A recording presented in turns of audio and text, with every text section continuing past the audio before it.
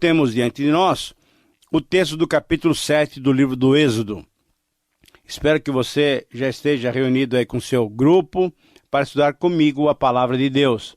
É lógico que se você não puder reunir alguns amigos, irmãos ou parentes para estudarem num pequeno grupo essas porções diárias da palavra de Deus, isso não deve de jeito nenhum ser encarado como empecilho para que o seu estudo possa fluir de uma maneira até individual. Inclusive, nós temos recebido cartas de diversos irmãos dizendo exatamente que por causa do horário em que eles nos escutam e estudam conosco, eles o fazem individualmente. Ora, não há problema. O importante é que você se dedique e se mantenha firme no estudo de toda a palavra de Deus. No estudo de hoje, encontramos a realização da primeira das 10 pragas que atingiram o Egito, usadas por Deus para a libertação do seu povo, para a libertação de Israel. Mas antes de entrarmos na narrativa desse episódio, devemos considerar a primeira parte desse capítulo.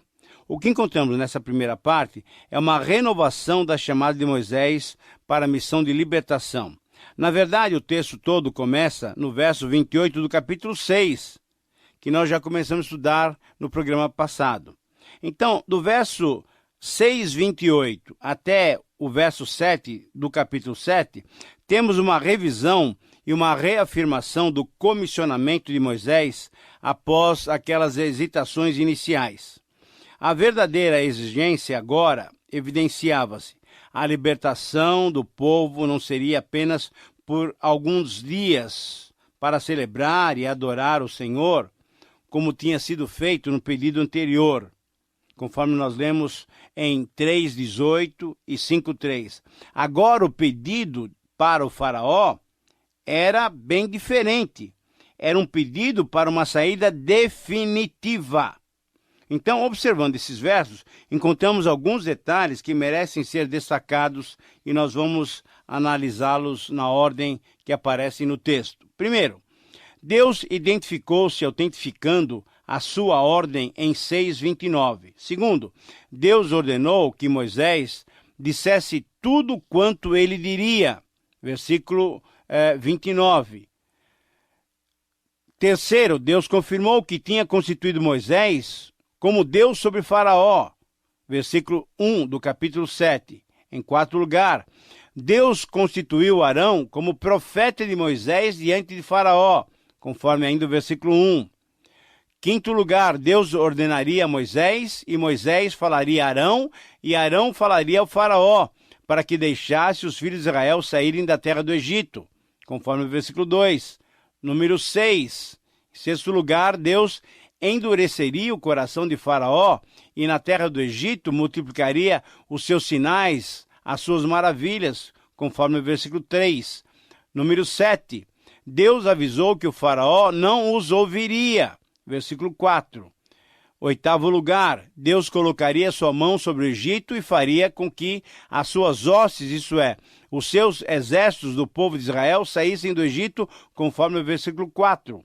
Nono lugar, Deus faria grandes manifestações de julgamento sobre o Egito, conforme o versículo 4. E, finalmente, em 10º lugar, Deus demonstraria aos egípcios quem ele era, quando estendesse a sua poderosa mão sobre o Egito para tirar do Egito os filhos de Israel, conforme o versículo 5.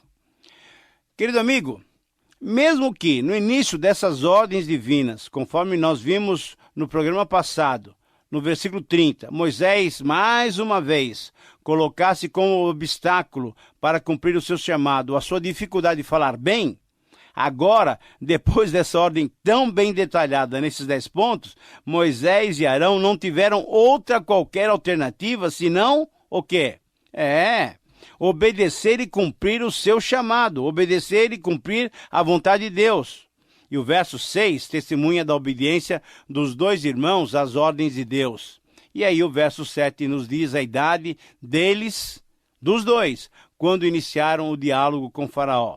Moisés tinha 80 anos e Arão, seu irmão mais velho, tinha 83. Talvez você esteja admirado com essas idades avançadas, mas eu queria lhe dar um verso de Isaías que nos esclarece como isso é possível. Veja que palavra abençoada. Abra comigo a Bíblia agora em Isaías capítulo 40. Eu vou repetir, Isaías 40. E agora acompanhe a minha leitura nos versos 29 a 31. Repito, Isaías 40, 29 a 31. O Senhor, o Criador, faz forte ao cansado e multiplica as forças aos que não têm nenhum vigor. Os jovens se cansam e se fatigam, e os moços de exaustos caem, mas os que esperam no Senhor renovam as suas forças, sobem com asas como águias, correm e não se cansam, caminham e não se fatigam. Essas são palavras do Senhor. Agora, a pergunta é, você crê nisso? Você crê que Deus ainda hoje pode agir assim, independente das circunstâncias que para nós, humanos, muitas vezes são intransponíveis? Eu creio que Deus tudo pode. É, isso mesmo. Assim, então, mesmo com essas idades avançadas, Moisés e Arão, na dependência do Senhor, iniciaram o processo de libertação de Israel do Egito. Mas antes de prosseguirmos no estudo dos versos a seguir, nós devemos fazer alguns esclarecimentos. Primeiro, em relação à expressão profeta, a missão do profeta era trazer a palavra de Deus ao povo. Ministério totalmente diferente do sacerdote, que era levar o coração do povo diante de Deus. Em segundo lugar, em relação à expressão endurecerei o coração do faraó, conforme já falamos anteriormente, precisamos perceber dois princípios que estão subjacentes aqui. Todos os acontecimentos estão sob a permissão e a soberania divina, porém o ser humano também é responsável pelas suas próprias decisões e ações. E é por isso que, por vezes, encontramos Deus endurecendo o coração do rei do Egito. E mais vezes ainda, encontramos o próprio faraó endurecendo o seu próprio coração, conforme o versículo 14, que nós veremos a seguir. Deus endurece o coração, isso é, deixa o coração do faraó difícil, não porque implantou ali o mal, veja só, mas porque simplesmente o entregou à sua própria inclinação, e a inclinação do coração humano sem Deus é para o mal, conforme Paulo afirma em Romanos capítulo 1, versículo 24, 26 e 28. A Bíblia afirma, então, esses dois princípios sem tentar resolver essa aparente discrepância. Nos versículos 8 a 13, agora, encontramos, então, a orientação de como Moisés e Arão deveriam proceder quando estivessem na presença do faraó. Moisés ordenou e Arão jogou o seu cajado diante do faraó e dos seus oficiais. E sabe o que aconteceu? Exatamente. O seu cajado se transformou num réptil marinho. Agora, perceba bem, provavelmente um crocodilo, conforme indica a palavra no original. Normalmente temos ouvido falar que ele se transformou numa cobra, numa serpente, mas a palavra no original é um réptil marinho, provavelmente, muito provavelmente mesmo um crocodilo.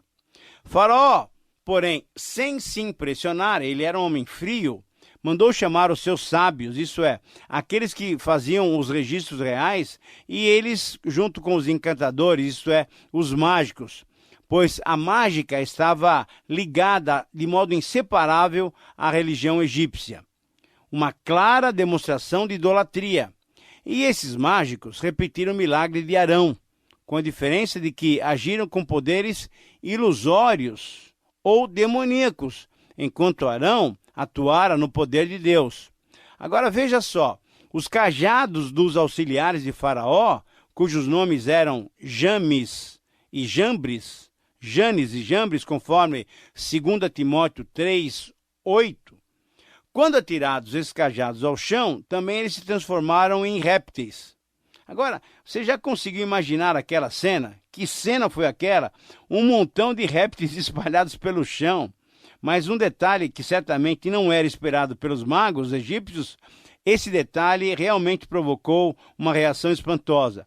O crocodilo de Arão devorou todos os outros, provavelmente causando espanto e perplexidade e demonstrando que o poder divino supera todo e qualquer poder, seja o humano que ilude com mágicas ou o poder demoníaco que ilude com engano.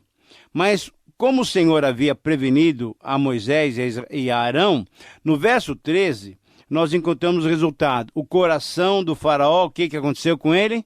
Se endureceu e ele não os ouviu. E agora, querido amigo, a partir do versículo 14 até o 25, encontramos então a primeira das 10 pragas do julgamento que Deus iria fazer cair sobre o Egito por ter escravizado durante tanto tempo, durante 400 anos, o povo de Israel. Mas, antes de estudarmos detalhadamente esses versos, creio que são necessários algumas observações sobre as pragas todas que caíram sobre o Egito. Primeiro, você sabe, querido amigo, que muitos críticos que não aceitam as intervenções sobrenaturais de Deus tentam explicar essas pragas como acontecimentos naturais. Seria necessária uma ordem sequencial específica para explicar as pragas como eventos naturais ligados às possíveis enchentes do rio Nilo. Mas tais afirmações desconsideram os versículos como, por exemplo, 7:17, 9:5, que nós vamos ler posteriormente, e também textos como o Salmo 78, 44 a 51 e Salmo 105, 28 a 36, que claramente afirmam serem esses acontecimentos sobrenaturais, maravilhas realizadas pela mão poderosa, pela mão divina do nosso Deus através dos seus servos Arão e Moisés. Número 2.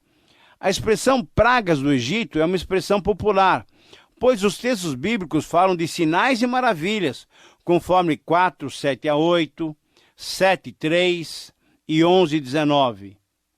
Essas palavras dão a entender que esses sinais e maravilhas são demonstrações do poder divino que decidiu libertar Israel por mão poderosa e ninguém poderia se opor.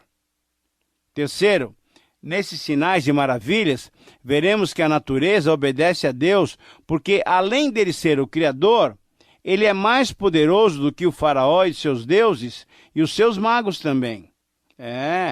O nosso Deus é o único Deus e o verdadeiro Deus. Em quarto lugar, ao iniciarmos o estudo de cada uma dessas 10 pragas, é bom conhecermos todas elas de uma maneira geral para que possamos relacioná-las uma com a outra. Então, anote aí, mas com certeza você tem a sua Bíblia aberta até.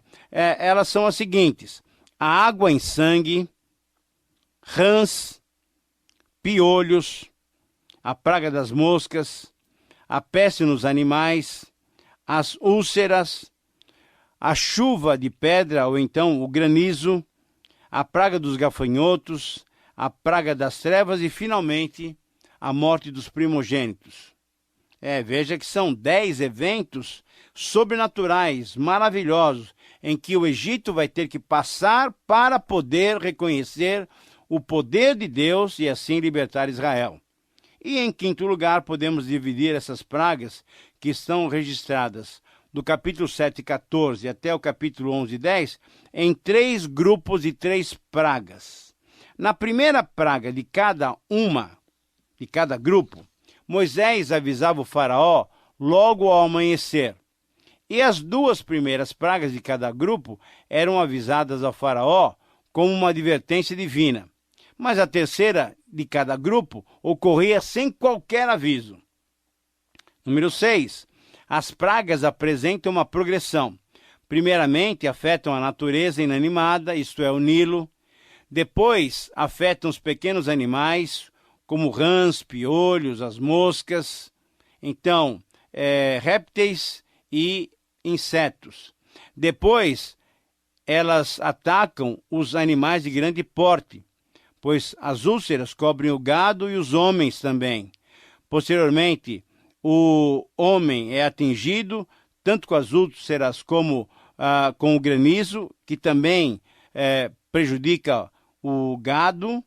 Depois, os gafanhotos afetariam os recursos alimentícios e ainda depois viriam as trevas, como um retorno ao caos inicial, quando da criação da terra, antes que Deus separasse no primeiro dia a luz das trevas. E, finalmente, a 10ª praga foi a mais contundente, pois foram mortos todos os primogênitos da terra do Egito, tanto animais como homens, Essa progressão se deu também tendo em vista o endurecimento do coração do faraó.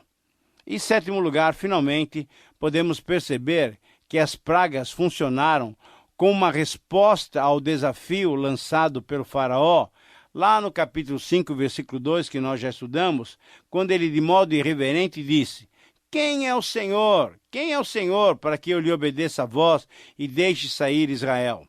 A resposta, conforme 7,5, seria dada através dessas pragas. Eles saberão, os egípcios saberão que eu sou o Senhor, quando eu estender a minha forte mão, a minha poderosa mão sobre o Egito. Mas agora vamos voltar aos versículos 14 a 25, e ali encontramos o relato da primeira praga. As águas do Nilo se transformam em sangue. Muito bem, este era um julgamento contra o rio, que às vezes era adorado como Deus. Rapi, Deus Rapi, como o doador da vida, e em outras ocasiões era adorado como Deus Osíris, ou isto é, o Deus da fertilidade. No verso 14, encontramos uma das razões do porquê as pragas aconteceram. O coração do faraó estava obstinado e recusava deixar ir o povo de Israel. Mas como apontamos antes, Deus mandou Moisés com o seu cajado, conforme o versículo 15, avisar ao faraó que logo bem cedinho, quando ele ia às águas, talvez banhasse até no rio Nilo, Moisés deveria avisá-lo e dizer as palavras do Senhor: Deixa ir o meu povo, para que me sirva no deserto. E até agora tu não tens ouvido, conforme lemos no versículo 16.